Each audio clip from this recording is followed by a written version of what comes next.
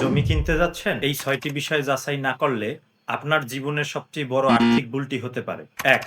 দলিল। প্রথমেই দলিল দেখুন। বিক্রেতা সত্যিই জমির মালিক কিনা। দাগ নম্বর, খতিয়ান নম্বর, জমির পরিমাণ এবং বিগত মালিকানার ধারাবাহিকতা ঠিক আছে কিনা যাচাই করুন। ২. খতিয়ান ও নামজারি।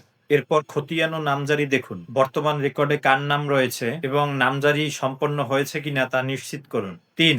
জমির দখল। সবচেয়ে গুরুত্বপূর্ণ বিষয় হলো জমির দখল। নিজে গিয়ে দেখে আসুন জমিটি বাস্তবে কার দখলে আছে, কেউ বসবাস কিংবা চাষাবাদ করছে কিনা, কিংবা কোনো বিরোধ আছে কিনা। ৪. ভূমি উন্নয়ন কর বা খাজনা। সর্বশেষ ভূমি উন্নয়ন কর বা খাজনা পরিশোধ হয়েছে কিনা তার রসিদ দেখে নিশ্চিত করুন। ৫.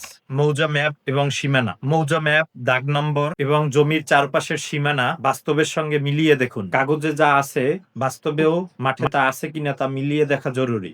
৬. ব্যাংক ঋণ বা বন্ধক। সবশেষে নিশ্চিত করুন জমিটি কোনো ব্যাংকের নিকট বন্ধক রাখা আছে কিনা কিংবা ঋণের জামানত হিসাবে ব্যবহৃত হয়েছে কিনা। এই বিষয়টি যাচাই না করলে পরবর্তীতে বড় আইনি ও আর্থিক সমস্যায় পড়তে পারেন। মনে রাখবেন, শুধু কাগজ যাচাই করলেই হবে না, প্রতিটি তথ্য সঠিক কিনা তা সংশ্লিষ্ট দপ্তর থেকে যাচাই করা জরুরি। সামান্য সতর্কতা আপনাকে লাখ লাখ টাকার আর্থিক ক্ষতি থেকে বাঁচাতে পারে। ধন্যবাদ।